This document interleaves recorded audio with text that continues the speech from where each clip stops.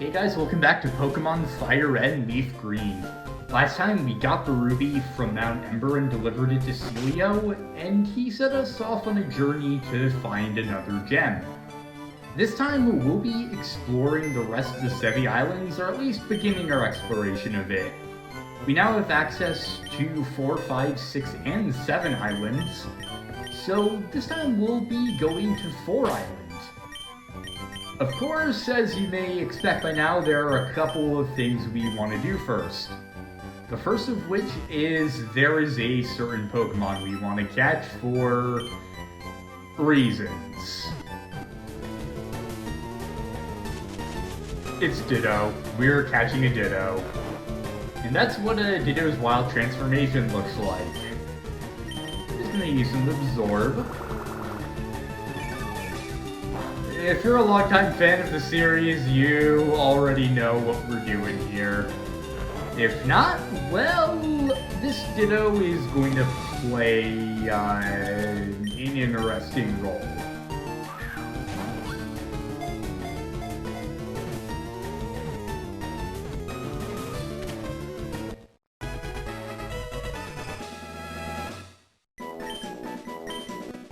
We already named one of our Pokemon after this man, but I'm going to name this Featureless Blob.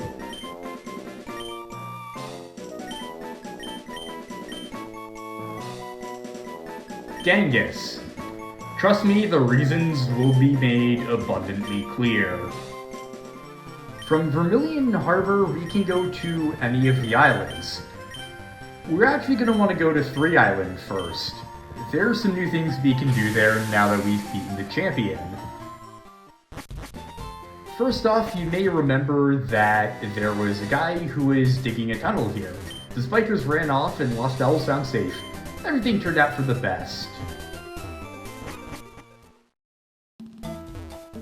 Here in 3 Isle Path, he's made quite the passageway. Hey there, how's it going? Did you hear? I've struck gold. Remember that I was prospecting, didn't you? You can't begin to imagine just how happy I am. So I'll show you, this is for you. Obtain the nugget. That's a nugget! I can't give you any nuggets of wisdom, so that'll have to do. There are also some nuggets hidden in this path.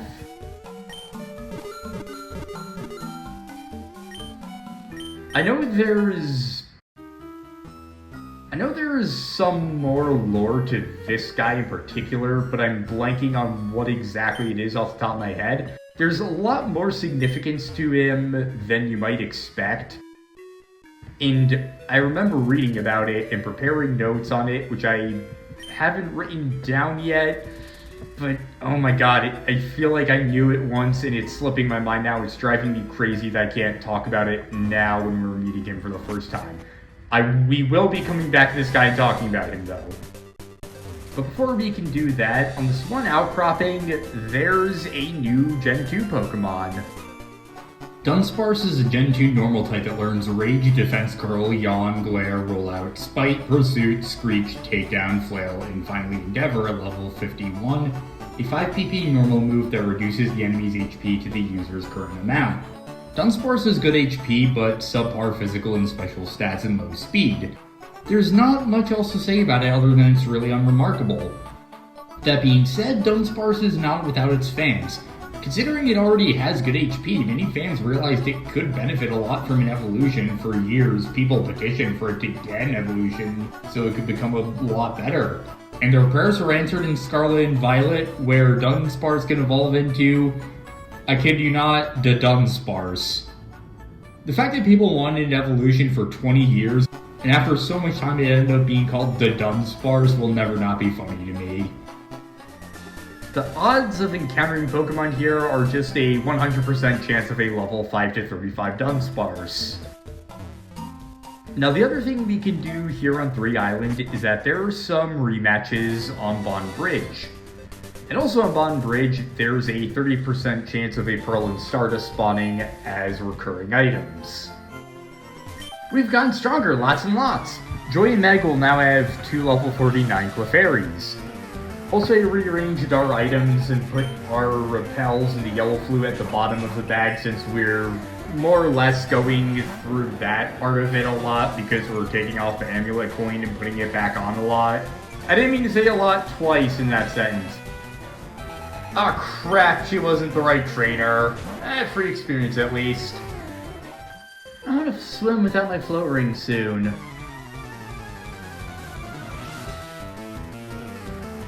Okay, this is the right one. Mira will have 3 level 47 Poliwhirls.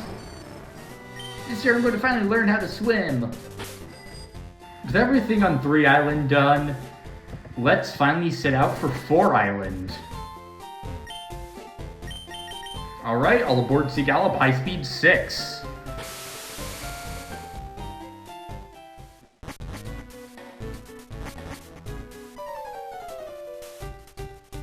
Hey Tim, what are you doing here in the Seven Islands? You should quit copying me, you know? Anyways, I already got my Pokemon Eggs, so I'm done with this island. I bet you don't even know about Pokemon Eggs. You'll never fill your actual Pokedex that way. By the way, I saw someone we both know on this island. Why don't you go look around and make you curious? Me, I don't have the time to waste. I be smelling ya. On 4 Island, there are some recurring items. There's a 60% chance of an Ultra Ball and a 30% chance of a Pearl, both of which will be on the beach. Not sure why I said beach like that. We just walked right over it. Oh, no we didn't. To the left. Interesting. Ultra Ball. Up this way, we have a rock. In order to break it, I brought along an old friend. I taught see a little rock smash off screen, got rid of Seismic Toss on him. Tim found 1 star piece. In order to get that, you need Rock Smash, of course. And there's also this spot of land, which I believe the Pearl will sometimes spawn on. 4 Island, the Warm Blue Flow Island. Let's see what everyone in the Poké Center is talking about. There's a rare kind of ice Pokemon that lives in the cave. We get a lot of visitors hoping to see that Pokemon. Oh, Pokemon Egg? I have no idea. Oh wait, the daycare people in town were saying something. They said that they'd found eggs before on their property. What's this? The new Pokemon Journal hasn't arrived on this island? This is a Pokemon Journal from years ago. New flavor text! Something new, finally! Pokemon Journal Contest Special. The Spring Pokemon Contest's Grand Champion is Daisy Oak of Pallet Town. I like that they added new lore in the Seven Islands instead of just copy-pasting the same stuff we've seen a million times before. Now, in this pond, there are some new Pokemon. Marill is a water type that was later reclassified as a water fairy type, but as of now has only the water type. Marill will either have thick fat or huge power, which doubles physical attack. Marill learns Tackle, Defense Curl, Tail Whip, Water Gun, and Rollout before evolving into Azumarill at level 18. Azumarill learns Bubble Beam, Double Edge, Rain Dance, and Hydro Pump. Azumarill with huge power can be greatly powerful, but unfortunately this was before the physical special split. Azumarill is a good Pokemon, but it's another one that wouldn't be able to truly become great until later games. Wooper. I love Wooper. Wooper is a Gen 2 water ground type with resistances to fire, poison, rock, and steel, immunity to electric, and a quad weakness to grass. If your Wooper has a water absorb ability, it will be immune to water as well. Wooper knows Tail Whip, Water Gun, Slam, and Mudshot. Level 20 evolves into Quagsire. Quagsire learns Amnesia, Yawn, Earthquake, Rain Dance, Haze, and Mist. Quagsire has good HP, but lower than average stats otherwise and is really slow. It learns good moves, but as much as I love it, it's not very useful in battle this late in the game. If you surf in this pond, there's a 70% chance of a level 5 to 25 Wooper or Marill, depending on if you're playing FireRed or LeafGreen, and a 30% chance of a level 5 to 35 Psyduck or Slowpoke. The good rod rates are the same as in Fuchsia City, and the same goes for the super rod rates. Lorelei has returned. Did she find the city life too stressful, I wonder? Neil mentioned there's someone we know here, and Lorelei actually does come from 4 Island. I'm the daycare man. I help take care of the precious Pokemon of trainers. if you'd like me to raise your Pokemon, have a word with my wife. We've seen a daycare before, but this one is different. I'm the daycare lady. We can raise Pokemon for you. Would you like us to raise one? Oh, fine then, come again. Here we are going to talk about one of the most complicated side areas in the Pokemon franchise. We've heard talk about Pokemon Eggs, and that leads us to Pokemon breeding. This daycare allows you to put two Pokemon together. And when two Pokemon love each other very much, an egg just randomly appears out of the blue. No, I am not making that up. In official Pokemon canon, people do not know exactly how Pokemon reproduce. Eggs just appear randomly out of the blue, and nobody has ever seen eggs being made or appearing. It is a mystery how Pokemon reproduce. Yeah, they really did not want to think about the implications there or include that in a kid's game, so they created a whole lore about how nobody knows how Pokemon make more of themselves. Honestly, I like it that way. It's funny because, like, everyone knows what the implications are, but I also just find it really fascinating, the idea that Pokemon can just create eggs out of the blue. I know how ridiculous that sounds, but I mean it 100% seriously when, from like a world building perspective, that just makes creatures even more mystical. It also adds to the sense that like you don't really know all about them. But yeah, it totally is just a way to weasel around the implications that, yeah, your Pokemon are screwing. Well, technically not, but you know what I mean.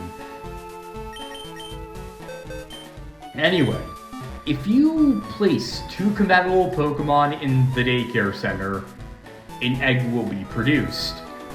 To breed Pokemon, you need one male and one female that share at least one egg group. Egg groups are sort of like a secondary type, and there are 15 egg groups. These egg groups are Monster, Water 1, Water 2, Water 3, Bug, Flying, Field, Fairy, Grass, Human-like, Mineral, Amorphous, and Dragon. There are two others that we'll go over later. I'm going to go over the egg groups that each Pokemon are in. In the Monster category, we have Marowak, Lickitung, Kangaskhan, and Snorlax. No Pokemon changes egg group as it evolves, just want to add that as an addendum. So going on, in the Monster Grass category, we have Venusaur, in Monster Dragon, Charizard, in Monster Water 1, Blastoise, Slowpoke, and Lapras, and in Monster Field, Nidoran Female, Nidoking, and Rhydon. Nidoran Female is an interesting case where Nidoking can breed, but Nidoqueen can't, only Nidoran Female can. It's complicated, and like I said, we'll get back to that later. In the Water 1 group, we have Poliwag in Water 1 Field, Golduck, Dugong, and Quagsire. Water 1 Dragon, we have Seadra and Dragonite. Water 1, Water 3, Omastar and Kabutops. Water 1 Fairy, Marill. In Water 2, we have Seaking, and in Water 2, Dragon, Gyarados. In Water 3, we have Tentacruel, Cloyster, Kingler, and Starmie. In Bug, we have Butterfree, Beedrill, Venonat, Scyther, and Pinsir. And in Buggrass, we have Parasect. In Flying, we have Pidgeot, Fearow, Crobat, Dodrio, and Aerodactyl. And in Flying Field, Farfetch'd. In Field, we have Raticate, Sandslash, Ninetales, Dugtrio, Persian, Primeape, Arcanine, Rapidash, Tauros, Eevee, and Dunsparce. In Field Dragon, we have Arbok, and in Field Fairy, we have Raichu. In Fairy, we have Clefable, Wigglytuff, and Blissey. In Grass, Vileplume, Victreebel, Exeggutor, and Tangela. In Human-like, we have Alakazam, Machamp, Hypno, Hitmonchan, Hitmonlee, Mr. Mime, Jinx, Electabuzz, and Magmar. In Mineral, we have Golem, Magneton, Onix, Electrode, and Porygon. In Amorphous, we have Muck, Gengar, Weezing, and Magcargo. And in Dragon, well, we've already covered them. There are no pure Dragon Egg type. Now, for the 14th group, we have the No Eggs Discovered group. This is any Pokemon that cannot breed. This includes Nidorina, Nidoqueen, as well as Articuno, Zapdos, and Moltres. In order to breed, the two Pokemon need to share at least one group, unless we factor in the 15th group, Ditto. Of course, the only Pokemon in this group is, you guessed it, Ditto. Ditto can breed with any Pokemon not of the No Eggs Discovered group, and is also the only way to breed gender unknown Pokemon like Magneton. The only practical purpose that Ditto serves in the Pokemon franchise, and the one that I alluded to in its bio, is to be pimped out. You're starting to see why we named him that. So, Genghis and Frank, you two do whatever magic ritual you Pokemon do to summon an egg. This will give us an Eevee egg, which we can then use to get another evolution. I'm the daycare lady. We can raise Pokemon for you. Would you like to raise one? Which Pokemon should we raise for you?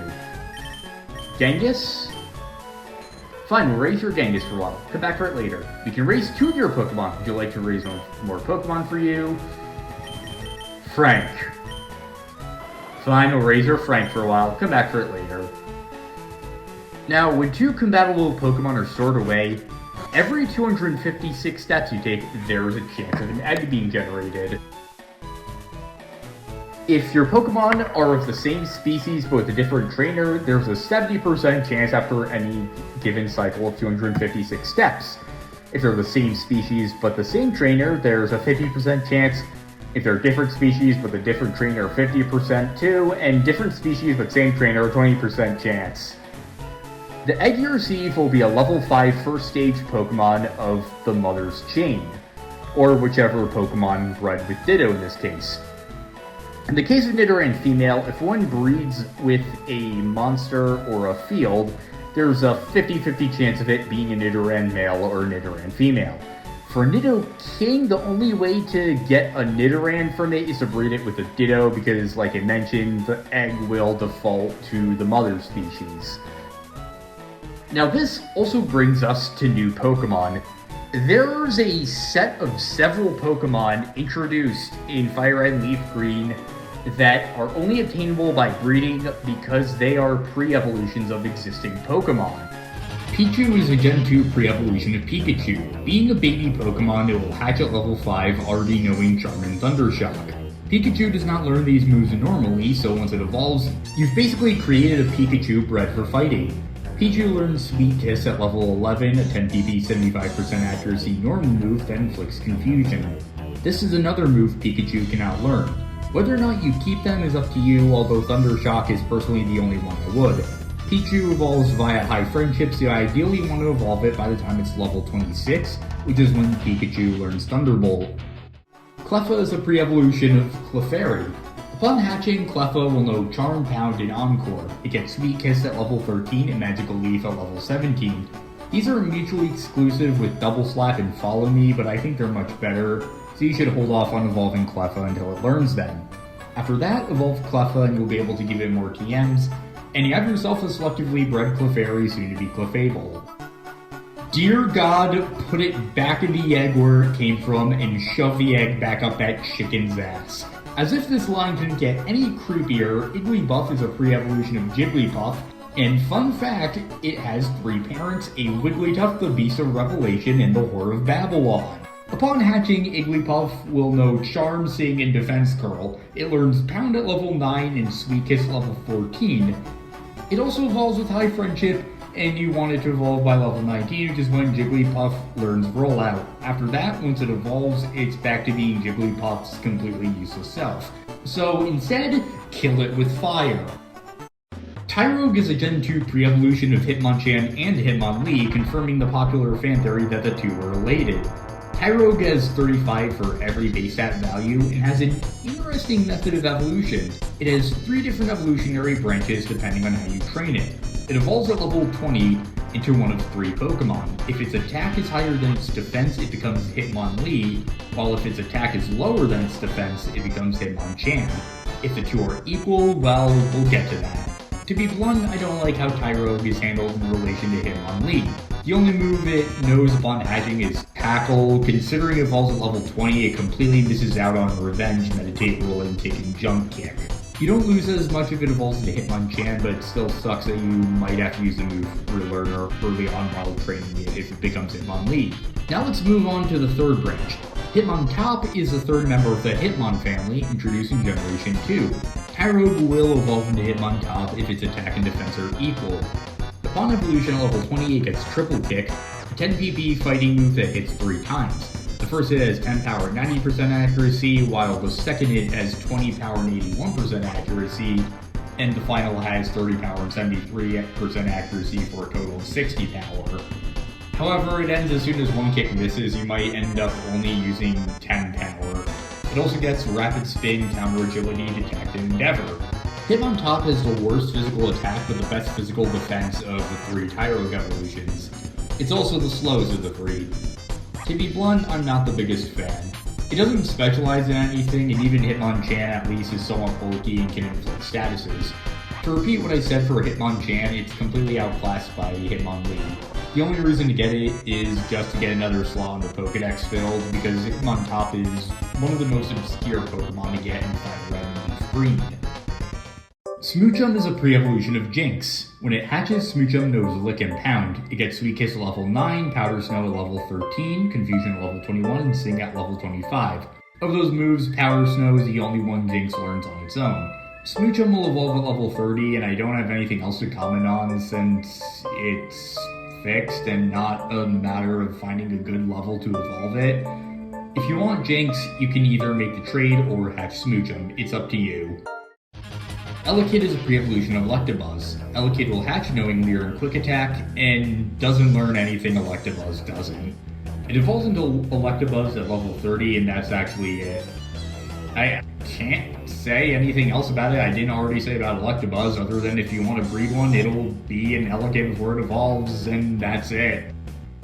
Magby is a pre-evolution of Magmar that knows Ember upon hatching. Magby also doesn't learn anything Magmar doesn't, and is in the same case as Elekid. It evolves into Magmar at level 30, and that's it. I can't say anything else I haven't said about Magmar, other than, well, if you want to breed one, it'll be a Magby for a while. Azurill is a pure normal type, and you're probably wondering why it looks so sad. I am too, because that was only a thing in Gen 5, and for some reason that's the official art every site uses, and not the ones where it looks happy. I guess I just like to see it suffer for some cruel, sadistic reason. Anyway, Azurill will hatch knowing Splash and Charm. It gets Tail Whip at level 6 like Marill, but unlike Marill, it gets Bubble at level 10, Slam at level 15, and Water Gun at level 21. While Marill does technically get Water Gun, it gets it earlier. Being a friendship-based evolution, I would try to evolve Azurill before level 10 because that way you have access to better moves earlier. And fun fact about Azurill, from its introduction all the way until Generation 6, Azurill's evolution was glitched. There was a 1 in 3 chance that a female Azurill, upon evolving into Marill, would become male. This glitch was removed in Generation 6, but the gender ratios officially listed in the Pokédex do stay around the same. Sometimes Pokemon will actually need to be holding special items to get certain baby Pokemon. For instance, Azumarill needs to be holding a CN sense to get Azurill. To hatch an egg, you will have to put it in your party and walk the required number of egg cycles. An egg cycle is a set of 256 steps. When you walk this amount, a hidden counter for the amount of cycles needed to hatch an egg will go down by 1. Gens 3 and 4 have a quirk where if you have more than 1 egg in your party and 1 hatches, the counter for the other won't go down, meaning you can't hatch more than 1 egg at the same time. If you receive an egg from the daycare man while having an egg in your party, the step counter is reduced to 1, so you can trick the system that way. The daycare man will be stepping a bit away from the pen when he has an egg to give you. That's an indication that you can receive one from him. Now, different Pokemon have different egg cycles, and there's quite a lot of them to go over. For Pokemon that take 5 cycles to hatch, or 1,280 steps, Magikarp. That's it. For Pokemon that take 10 cycles, or 2,560 steps, Pichu, Cleffa, Igglybuff, Azurill, and Marill. For 15 cycles, or 3,840, Caterpie, Weedle, Pidgey, Rattata, Spearow, Zubat, and Geodude. For 20 cycles, or 5,120, Bulbasaur, Charmander, Squirtle, Ekans, Sandshrew, Nidoran, male and female, Vulpix, Oddish, Paras, Venonat, Diglett, Meowth, Psyduck, Mankey, Growlithe, Poliwag, Abra, Machop, Bellsprout, Tentacool, Ponyta, Slowpoke, Magnemite, Farfetch'd, Doduo, Seal, Grimer's, Shelter, Ghastly, Drowsy, Krabby, Voltorb, Execute, Cubone, Lickitung, Coughing, Rhyhorn, Tangela, Kangaskhan, Horsey, Goldeen, Staryu, Tauros, Ditto, Porygon, Dunsparce, and Slugma. And that's my attempt to recreate the Poker app. For 25 cycles, or 6,400 steps, Onyx, Tyrogue, Mr. Mime, Scyther, Jinx, Elekid, Magby, and Pinsir. For 30 cycles, or 7,680 steps, Omanite and Kabuto. For 35 cycles, or 8,960, Eevee and Aerodactyl. For 40 cycles, or 10,240, Chansey, Lapras, Snorlax, and Dratini. And even though you can't get eggs for them, there is a programmed amount of cycles for Articuno, Zapdos, and Moltres of 80 cycles, or 20,480 steps. Now, upon hatching, Pokemon will automatically know any move they learn from levels 1 to 5. There actually are moves that a Pokemon can learn at level 1 that are programmed into them. I haven't mentioned this since there's no wild Pokemon of that level, so those moves are essentially pre-installed. And I would mention those moves that they can learn in the phrases of, this Pokemon will come with X, Y, and Z move in the BIOS. Now, here's where we get into even more needless complexity. If both parents know a move that the baby can learn by leveling up, the child will know it upon hatching. If the father knows any HNs or TMs the baby can learn, the baby will inherit them. The same applies to any genderless Pokemon that breeds with Ditto. Now let's move on to egg moves. Pokemon can learn certain moves they otherwise would not be able to if a parent knows them. For instance, Curse is an egg move for Bulbasaur. If you breed a male Slowbro that knows Curse with a female Venusaur, the resulting Bulbasaur will hatch knowing Curse. I have created an entire table to show off every single egg move for every evolutionary family because, dear lord, it would be too much to go over in words by talking, and Lord knows I've already said a lot in words by talking. And it gets even more complicated. If the baby would learn more than 4 moves, they'll learn moves that take priority over others. There are 6 tiers of probability. The first one is Volt Tackle, an obscure move exclusive to Pikachu, introduced in Pokemon Emerald, the third version of the mainline Gen 3 games, Ruby and Sapphire, obtainable only by breeding a Pichu while one parent holds an item called a Light Ball, obtainable only in Emerald. In the second tier, there's the Mother's Egg moves, in the third tier, the Father's Egg moves, fourth tier, TM and HM moves, 5th tier, inherited level up moves, and the 6th tier, default moves learned from levels 1 to 5. I've tried to research exactly how the game decides which TM or HM will be inherited if the first 3 slots are filled by, say, the Father's Egg moves, and I can't find any concrete information. From what I understand, it's either randomly generated, or it could just default to whichever move comes first. I've asked people who are a lot more familiar with Pokemon coding than I am, and I can't find any definite answer as to how this works, not from them nor any online source. So, I really hate to leave the stone unturned, but maybe it's a mystery you could solve if you really break into the game's code and figure out how it works. But that's where we'll have to leave off on that subject. But for the final note, for breeding, 3 of the baby's IVs will be inherited from the parents at random, while the other 3 are randomly generated. That's all I have to say on that note for now. That's you.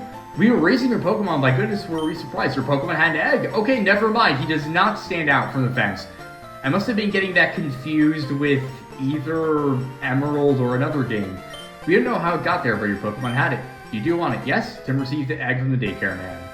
Take good care of it. And there's also like a hole opening and closing that Psyduck's head, apparently. It's going to take a really long time for that egg to hatch. We can keep in our party for a bit, but we won't be hatching it until a while later.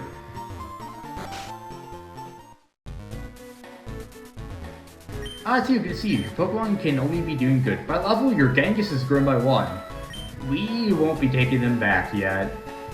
I'm gonna hope for another egg, just so we can fill out the decks and maybe get both evolutions.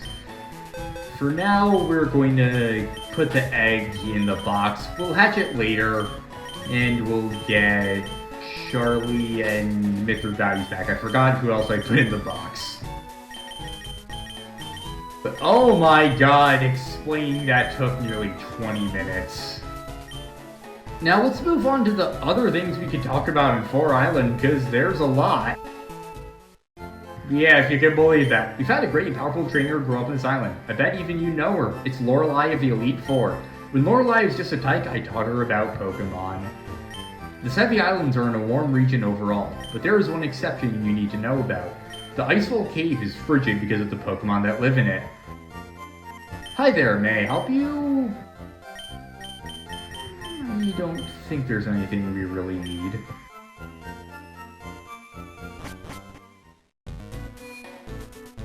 In this house? I collected a ton of stickers. I wish I could show them off. Oh, excellent, you've come to the right place. Look, see? These are my stickers. Look how many I got. I bet you want some. I bet you do. I'll give you a sticker if you can tell me something awesome about yourself. What will you brag about? Hall of Fame. Oh wow, you made it to the Hall of Fame. That's pretty good, yup. I'll give you one of these. The Hall of Fame stickers apply to the trainer card.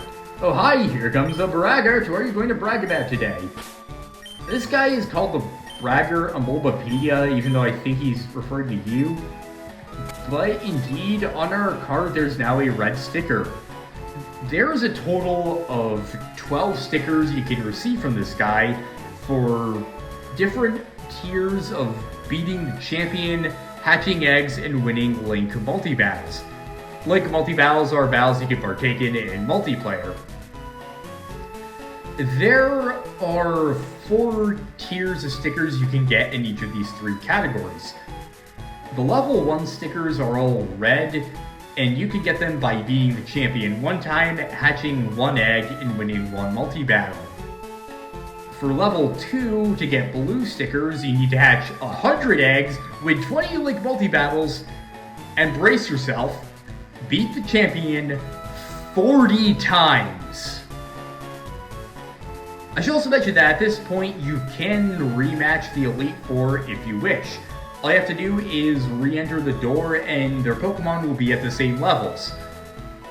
I don't know what kind of masochist would want to do that though. But wait, there's more! There's also a 3rd tier of yellow stickers for hatching 200 eggs, winning 50 battles, and beating the champion 100 times. But wait! There's even more! Gray stickers for level 4. Hatching 300 eggs, winning 100 multi-battles, and beating the champion 200 times. Yeah, we are not going for that. Now in this house, Lorelei's house. Oh, you found me. Please don't tell Lorelei. Did you know that Lorelei has lots and lots of stuffed dolls? Every time she comes back to her 4 Island, her collection grows. Let's just break into her house. She has plushies of Wigglytuff, Slowpoke, Slowbro, Psyduck, Pikachu, and Seal. Stuffed Pokemon dolls galore. It's crammed full of Pokemon books. When you enter Lorelai's house, she'll have 6 dolls. And of course, there's needless complexity here in just this house. Over dolls of all things. We can also just go into her bed. Okay. Every 25 times you beat the champion, a new doll will be added. This will max out at $14 for beating the champion 200 times. I don't know why you have to beat the champion 200 times to get 100%, but early Pokemon games were just full of side features that went above and beyond for how complicated they were to explain, and a lot of them still aren't well understood to this day. I'd wager that getting all 14 dolls is one of the rarest achievements in FireRed and LeafGreen, along with all stickers, and only a handful of people would have achieved it. If you have gotten it, I applaud you.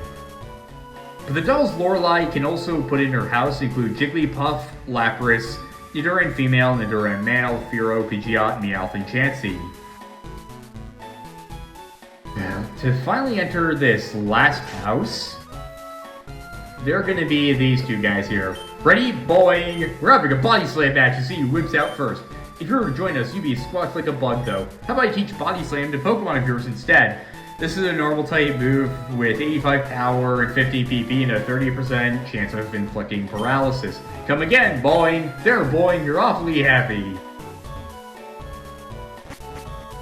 Those are all the houses in Fore Island. I see your Genghis and Frank are doing fine. The two don't seem to like each other very much. That's a sign we're not going to see an egg anytime soon. I guess they are going through a rough patch. But that also is sort of evidence that eggs aren't produced by sexual intercourse between Pokemon. They just kind of spawn somehow. Who knows how it works? We probably won't ever get an answer. I also want to bring up this music. It has not been in any other town in the game, but it's actually a remix of a song from Pokemon Gold, Silver, and Crystal. It played in areas called Azalea Town and Blackthorn City in those games, so it's a nice way of paying homage to the Gen 2 games now that we can catch Pokemon from those games.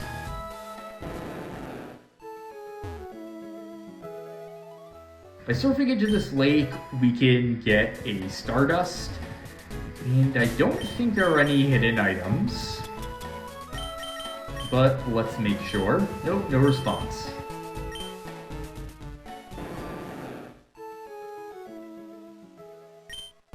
Ooh, chili! I made a slushie using ice I shaved inside Icefall Cave. It's chilly and tasty. We've heard about Icefall Cave and that Lorelai lives here on Fore Island. We also caught Genghis, who hatched an egg with Frank, and we explored a lot of really interesting lore. And I explained in great detail concepts that were implemented in the post-game of all things that took up the bulk of this episode. I actually thought we were gonna be able to tackle Icefall Cave this episode, but it doesn't look like we can. Because I explained an ad hoc justification for how eggs appear, and all the complicated mechanics that went into Pokemon breeding and inheriting moves, and IVs, and egg groups, and egg cycles, and egg moves, and oh god. I hope you all learned something from this at least. Next time on Pokemon FireRed LeafGreen, we take on Icefall Cave.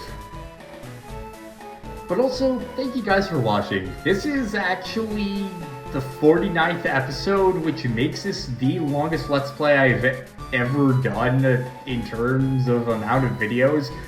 And probably runtime at this point, but I'm not entirely positive.